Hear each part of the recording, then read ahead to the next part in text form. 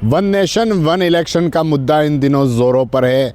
जिस तरह से वन नेशन वन इलेक्शन को जो संसद में जो सांसदों ने जो वोट डाले थे उसमें से 269 vote one nation one election के पक्ष में थे, तो जबकि 198 वोट विरोध में थे। उसमें से डूंगरपुर बांसवाड़ा के जो सांसद राजकुमार होते हैं उन्होंने भी वन नेशन वन इलेक्शन के विरोध में अपना वोट किया। उनका कहना है कि जो वन नेशन वन इलेक्शन है, पहले तो जिस बिल को लेकर कोई साफ नहीं किया गया कि अगर वन नेशन वन इलेक्शन लागू होता है तो इससे क्या होगा, किस तरह जो चुनाव है वह करवाए जाएंगे। एक तरफ सरकारें कहती हैं कि एक साथ चुनाव होंगे तो जो बड़ा खर्चा होता है वह खर्चा टल जाएगा, लेकिन ऐसा मुमकिन नहीं है। पार्टियों का अलग खर्चा होता है और चुनाव आयोग का अलग खर्चा होता है, तो ऐसा करना मुमकिन नहीं है। साथ ही उन्होंने कहा कि जिस तरह से जो एक साथ चुनाव होते हैं, चाहे लोकसभा के चुनाव हो, विधानसभा के चुनाव हो या फिर पंचायती राज के चुनाव हो, तो उसमें जो मुद्दे होते हैं वह मुद्दे गौण हो जाते हैं।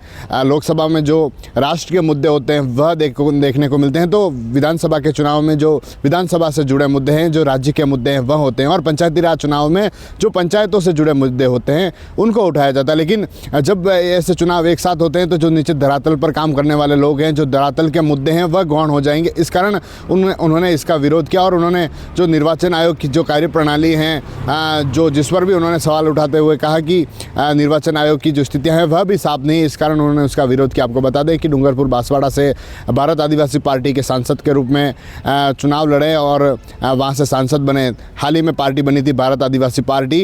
लोकसभा चुनाव में इंडिया गठबंधन से उन्होंने गठबंधन हुआ था, और जब बाद में वापस चुनाव हुए तो उस समय भी उन्होंने कहा था कि ऐसा कोई गठबंधन नहीं हुआ था। लेकिन जिस तरह से जो वन नेशन वन इलेक्शन को लेकर जो इंडिया गठबंधन है उन्होंने उसका पूरा विरोध किया था, और राजकुमार रोध ने उसी के तहत जो अपना वोट डाला वह वन नेशन वन इलेक्शन के विरोध में वोट डाला। लेकिन उनका कहना है कि इसमें पक्ष कई सारे हैं। एक पक्ष तो सबसे ज़्यादा आर्थिक व्यवस्थाओं को लेकर है। आर्थिक व्यवस्थाएं होती है कि सब एक साथ चुनाव होते हैं तो जो बड़ा खर्चा होता है वह खर्चा एक ही खर्चे में पूरा चुनाव हो जाता है, और इससे जो बड़ी आर्थिक व्यवस्था उस पर कहीं न कहीं प्रभाव पड़ता है। जो ढांचा है वह साफ होता है, लेकिन ऐसा यहाँ पर देखने को नहीं मिला है। इस कारण उन्होंने इसमें वोट किया है। आपको बता दें कि डूंगरपुर बांसवाड़ा से जो सांसद बने राजकुमार, जिन्होंने लोकसभा चुनाव और विधानसभा चुनाव में उनकी पार्टी ने बीजेपी कांग्रेस के लिए जो मेवागढ़ का इलाका है वहां पर कहीं उस तरह से मुसीबतें खड़ी की थी।